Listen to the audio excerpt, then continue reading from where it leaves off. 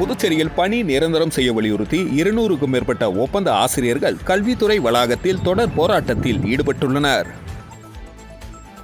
புதுச்சேரியில் கடந்த 2020ஆம் ஆண்டு காங்கிரஸ் ஆட்சியில் வேலைவாய்ப்பு அலுவலகம் தகுதி தேர்வு நேர்முக தேர்வு மூலம் 288 ஆசிரியர்கள் தேர்வு செய்யப்பட்டனர். அப்பொழுது நிதி நிலைமையை காரணம் காட்டி அவர்களை ஒப்பந்த முறையில் பணி அமர்த்தினர். இவர்களின் ஒப்பந்தம் ஆண்டுக்கு ஒரு முறை புதுப்பிக்கப்பட்ட நிலையில் தங்களை பணி நிரந்தரம் செய்ய வேண்டும் என தொடர்ந்து ஆசிரியர்கள் கோரிக்கை விடுத்து வந்தனர். மேலும் பேரணி, ஆர்ப்பாட்டம், உண்ணாவிரதம் என பல கட்ட போராட்டங்களில் ஈடுபட்டு வருகின்றனர். இந்த நிலையில் கடந்த ஆண்டு சட்டமன்ற கூட்டத்தொடரில் ஒப்பந்த ஆசிரியர்களை பணி நிரந்தரம் செய்ய நடவடிக்கை எடுக்கப்பட்டு வருவதாக கல்வித்துறை அமைச்சர் அறிவித்திருந்தார். ஆனால் இதுவரை அரசு எந்தவித நடவடிக்கையும் எடுக்கவில்லை.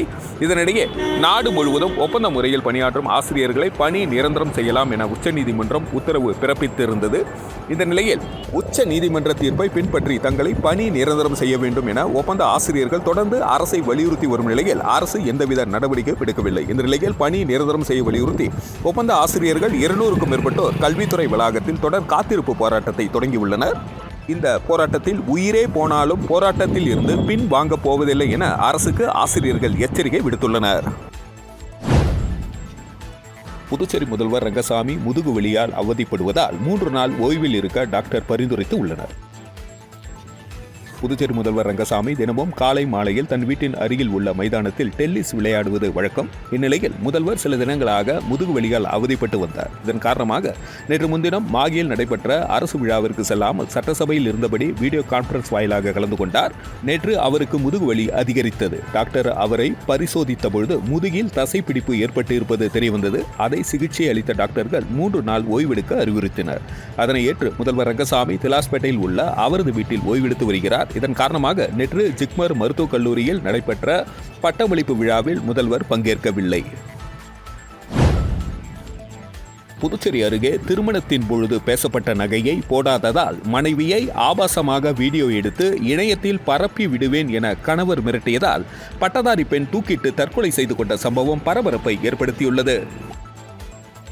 புதுச்சேரி அருகே கண்டமங்கலம் அருகே உள்ள பக்கிரிப்பாளையம் கிராமத்தை சேர்ந்தவர் பிரியங்கா, வயது 30. இவர் தனியார் பள்ளியில் பட்டதாரி ஆசிரியராக பணியாற்றி வருகிறார். இவருக்கு புதுவை மாநிலம் வில்லியனூர் அடுத்த பிள்ளையார்குப்பம் பகுதியை சேர்ந்த பொதுப்பணித்துறை ஒப்பந்த ஊழியர் கார்த்திகேயன் இருவருக்கும் கடந்த ஆண்டு திருமணம் நடைபெற்றது. திருமணத்தின் பொழுது பேசப்பட்ட நகையை பெண் வீட்டை சேர்ந்தவர்கள் கொடுக்காததால் இரு வீட்டாருக்கும் இடையே மோதல் போக்கு ஏற்பட்டுள்ளது. இந்த நிலையில் கார்த்திகேயன் மனைவிக்கு தெரியாமல் பிரியங்காவை ஆபாசமாக புகைப்படம் எடுத்து வைத்துக் கொண்டு 5 சவரன் நகையை உடனடியாக தராவிட்டால் உனது ஆபாச புகைப்படத்தை பிரியங்கா பணியாற்றும் பள்ளிக்கும் மற்றும் இணையதளத்திலும் வெளியிட்டு விடுவேன் என்று மிரட்டியதாக கூறப்படுகிறது. இந்த நிலையில் மனமுடைந்த பிரியங்கா நேற்று மாலை தாய் வீட்டில் தூக்கிட்டு தற்கொலை செய்து கொண்டார். இந்த நிலையில் மகளின் இறப்புக்கு காரணமான கணவர் மற்றும் அவரது பெற்றோர்கள் மீது வழக்கு பதிவு செய்து கைது செய்ய வலியுறுத்தி கண்டமங்கலம் காவல் நிலையத்தை முற்றுகையிட்டனர். இதனால் கண்டமங்கலம் பகுதியில் பரபரப்பு ஏற்பட்டது. புதுச்சேரியில் 5 பேரிடம் ரூபாய் 1.68 லட்சம் ஆன்லைனில் மோசடி செய்த மர்ம நபர்களை போலீசார் தேடி வருகின்றனர். ஏம்பலத்தை சேர்ந்த நபரை மொபைல் போன் மூலம் தொடர்பு கொண்ட மர்ம நபர் தன்னை வங்கி அதிகாரி என கூறினார்.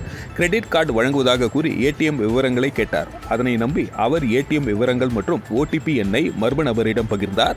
பின் அவரது வங்கி கணக்கில் இருந்து 1,15,334 ரூபாய் மாயமானது. இதேபோல் ரெட்டியார்பாளையத்தை சேர்ந்த பெண் 30,000 ரூபாயும், அதே பகுதியை சேர்ந்த நபர் 9,500 ரூபாயும், மற்றொரு நபர் 5,250, வி மணவெளியை சேர்ந்த நபர் 8,000 என மொத்தம் 5 பேர் 1,18,084 ரூபாயை ஆன்லைன் மோசடியில் எழுந்துள்ளனர். இதுகுறித்த புகாரின் பேரில் சைபர் கிரைம் போலீசார் வழக்கு பதிந்து மோசடி நபர்களை தேடி வருகின்றனர். உருளையம்பேட்டை தொகுதியில் லட்சிய ஜனநாயக கட்சியின் அலுவலகத்தை கட்சியின் தலைவர் ஜோஸ் சார்லஸ் மார்டின் திறந்து வைத்து நலத்திட்ட உதவிகளை வழங்கினார். உருளையம்பேட்டை தொகுதியில் லட்சிய ஜனநாயக கட்சியின் அலுவலகத்தை கட்சியின் தலைவர், மண்டல பொதுச் செயலாளர்கள் சுரேஷ், தேசிய மக்கள் மன்ற பொருளாளர் அயூப் கான், அரியம்பு தொகுதி நிர்வாகி வாழுமுனி, நடிகர் தாடி பாலாஜி உள்ளிட்ட நிர்வாகிகள் மற்றும் 3000க்கும் மேற்பட்ட பொதுமக்கள் பங்கேற்றனர். தொடர்ந்து நடைபெற்ற நலத்திட்ட உதவிகள் வழங்கும் நிகழ்ச்சியில் அனைவருக்கும் வீட்டுக்கு தேவையான மளிகை பொருட்கள் அடங்கிய தொகுப்பினை லட்சிய ஜனநாயக கட்சி நிறுவன தலைவர் ஜோஸ் சார்லஸ் மார்டின் வழங்கினார். முன்னதாக விழா அரங்கிற்கு அருகே உள்ள ஸ்ரீ புற்று மாரியம்மன் கோவிலில் லட்சிய ஜனநாயக கட்சி நிறுவன தலைவர் ஜோஸ் சார்லஸ் மார்டின் சாமி தரிசனம் செய்தார். திருபுவனை சட்டமன்ற தொகுதிக்குட்பட்ட சிலுக்காரிப்பாளையம் கிராமத்தில் உள்ள மயிலம் பாதை பகுதியில் சிமெண்ட் சாலைகள் அமைத்தல் பணிக்கான பூமி பூஜையினை சட்டமன்ற உறுப்பினர் அங்காளன் தொடங்கி வைத்தார். புதுச்சேரி மாநிலம் திருபுவனை சட்டமன்ற தொகுதியில் கொம்யூன் பஞ்சாயத்து நிதியின் கீழ் ரூபாய் 27,50,000 மதிப்பீட்டில் சிலுக்காரிப்பாளையம் கிராமத்தில் உள்ள மயிலம் பாதை மேற்கு லே அவுட்டுகளுக்கு சிமெண்ட் சாலைகள் அமைத்தல் பணிக்கான பூமி பூஜை நிகழ்ச்சி நடைபெற்றது. இதில் தொகுதியின் சட்டமன்ற உறுப்பினர் ப. அங்காளன் கலந்து கொண்டு விழாவிற்கு தலைமையேற்று பூமி பூஜை செய்து பணியினை தொடங்கி வைத்தார். இந்த நிகழ்ச்சியில் மண்ணாடிப்பட்டு கொம்யூன் பஞ்சாயத்து ஆணையர் எழில்ராஜன் முன்னிலை வகித்தார். மேலும் இந்த நிகழ்ச்சியில் உதவி பொறியாளர் மல்லிகார்ஜுனன், இளநிலை பொறியாளர் பாஸ்கர், ஒப்பந்ததாரர் தங்கராசு மற்றும் கிராம முக்கியஸ்தவர்கள், தேசிய மக்கள் மன்ற திருபுவனை தொகுதி தலைவர் ரவிக்குமார் மற்றும் நிர்வாகிகள், கிராம பொதுமக்கள் உட்பட பலர் கலந்து கொண்டனர். புதுச்சேரியில் சப் இன்ஸ்பெக்டர் பணிக்கான 2ஆம் நாள் உடற்தகுதி தேர்வில் 188 பேர் மட்டுமே பங்கேற்றனர். புதுச்சேரி காவல்துறையில் காலியாக உள்ள 70 சப் இன்ஸ்பெக்டர் பணியிடங்களை நேரடி நியமனம் மூலம் நிரப்ப ஆன்லைன் மூலம் விண்ணப்பங்கள் பெறப்பட்டு அதில் 16,481 விண்ணப்பங்கள் ஏற்றுக்கொள்ளப்பட்டது. ஆண்கள் பிரிவில் 12,378 நபர்களுக்கான உடற்தகுதி தேர்வு கோரிமேடு ஆயுதப்படை பயிற்சி மைதானத்தில் நடைபெற்று வருகிறது. தொடர்ந்து முதல் நாளான நேற்று முன்தினம் 57 பேர் தேர்வாகினர். இதனையடுத்து 2ஆம் நாளான நேற்று 1000 பேர் அழைக்கப்பட்டனர். இதில் 188 பேர் மட்டுமே பங்கேற்றனர். அதில் 75 பேர் மட்டுமே அடுத்த மாதம் நடக்க உள்ள எழுத்து தேர்வுக்கு தகுதி பெற்றனர். அதனைத் தொடர்ந்து 3ஆம் நாளான இன்று 1000 பேர் அழைக்கப்பட்டுள்ளனர். காரைக்காலில் அரசு உரிமம் பெற்ற ஒப்பந்ததாரர்களை பொதுப்பணித்துறை புறக்கணிப்பதாக கூறி பொதுப்பணித்துறை செயற்பொறியாளர் அலுவலகத்தை ஒப்பந்ததாரர்கள் முற்றுகையிட்டு கண்டன ஆர்ப்பாட்டத்தில் ஈடுபட்டனர்.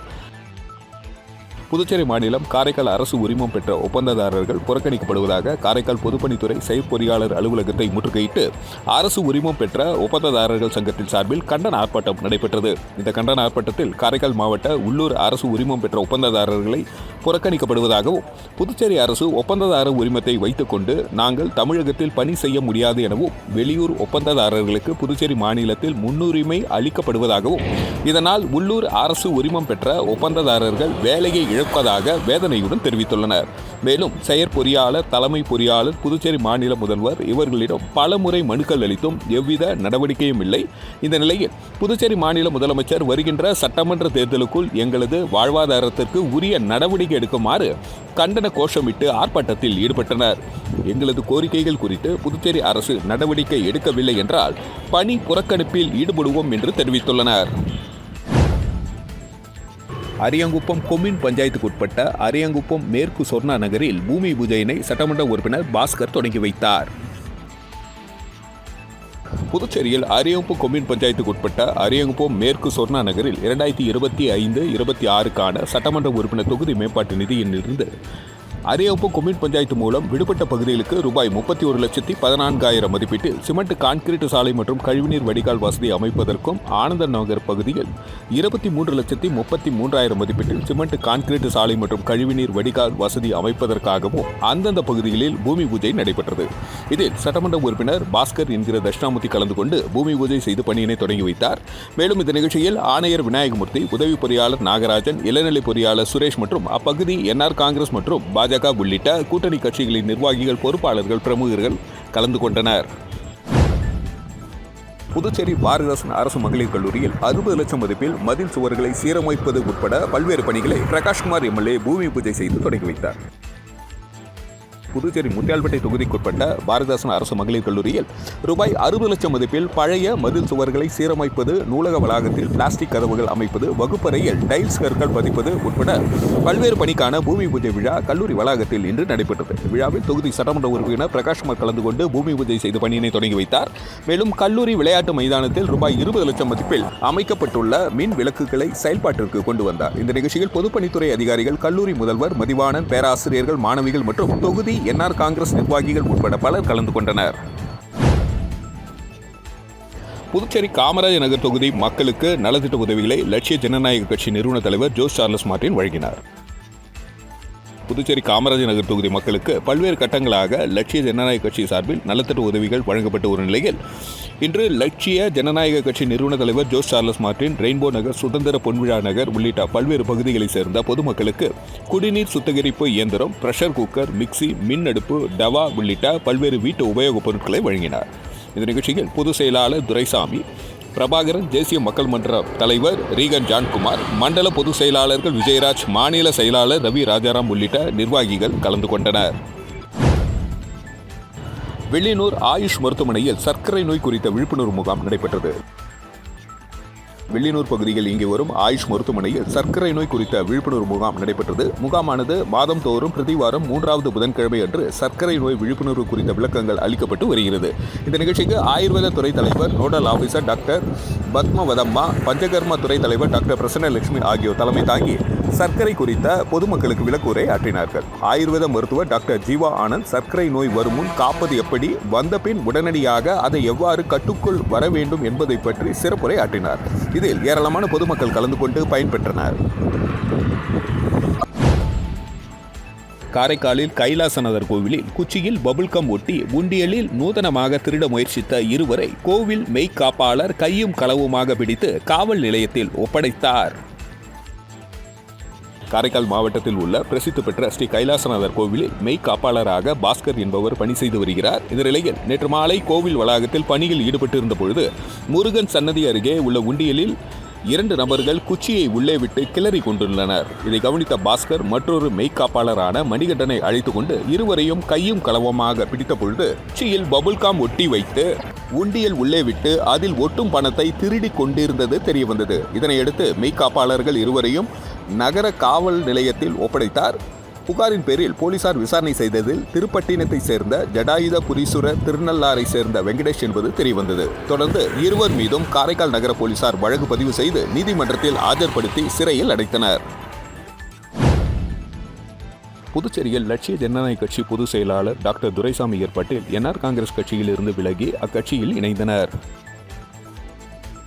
லட்சிய ஜனநாயக கட்சி பொதுச் செயலாளர் டாக்டர் துரைசாமி மற்றும் மண்டல பொதுச் செயலாளர் ராபர்ட் ஜேசுதாஸ் ஏற்பாட்டில் இந்திரா நகர் தொகுதியை சேர்ந்த என்ஆர் காங்கிரஸ் தொழிற்சங்க செயலாளர் என்ஆர் ஏழுமலை தலைமையில் 20க்கும் மேற்பட்டோர் அக்கட்சியிலிருந்து விலகி லட்சிய ஜனநாயக கட்சியின் தலைவர் ஜோ சார்லஸ் மார்டினை நேரில் சந்தித்து தங்களை லட்சிய ஜனநாயக கட்சியில் இணைத்துக் கொண்டனர்.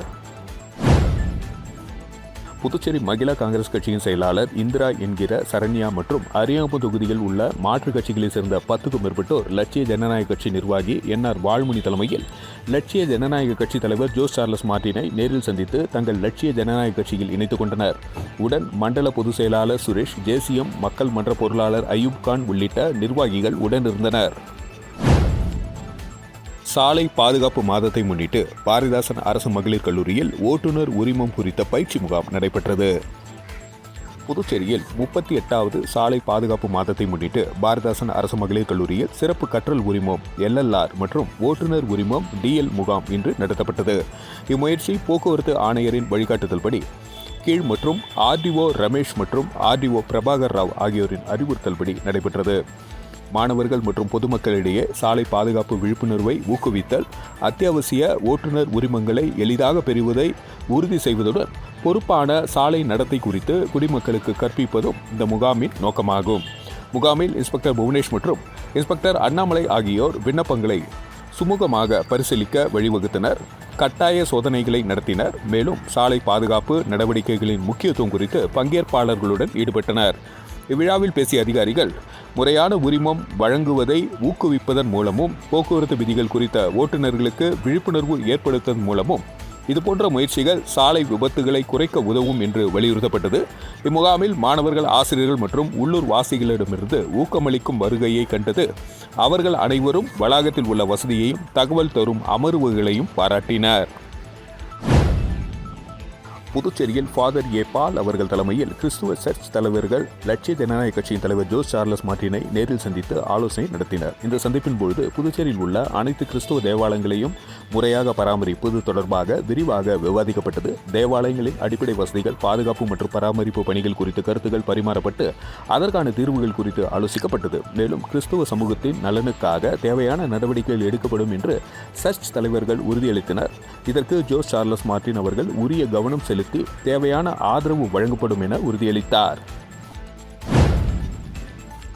புதுச்சேரி முத்தியால்பேட்டையில் உள்ள அருள்மிகு தென்கலை ஸ்ரீ சீனிவாச பெருமாள் ஆலயத்தில் பிரம்மோற்சவ விழாவினையொட்டி நடைபெற்ற யானை வாகன வீதி உலாவில் திரளான பக்தர்கள் பங்கேற்று பெருமாளை வழிபட்டனர். புதுச்சேரி முத்தியால்பேட்டை காந்தி வீதியில் அமைந்துள்ள அருள்மிகு தென்கலை ஸ்ரீ சீனிவாச பெருமாள் ஆலயத்தில் பிரம்மோற்சவ விழா நடைபெற்று வருகிறது. இதனையொட்டி நாள்தோறும் ஹம்ச வாகனம், தங்க கருட சேவை, அனுமந்த் வாகனம், சேஷ வாகனம் ஆகியவற்றில் பெருமாள் எழுந்தருளி பக்தர்களுக்கு அருள் பாலித்தார். இந்நிலையில் 7ஆம் நாள் நிகழ்வாக பெருமாள் அம்பாள் மாலை மாற்றும் நிகழ்ச்சி நடைபெற்றது.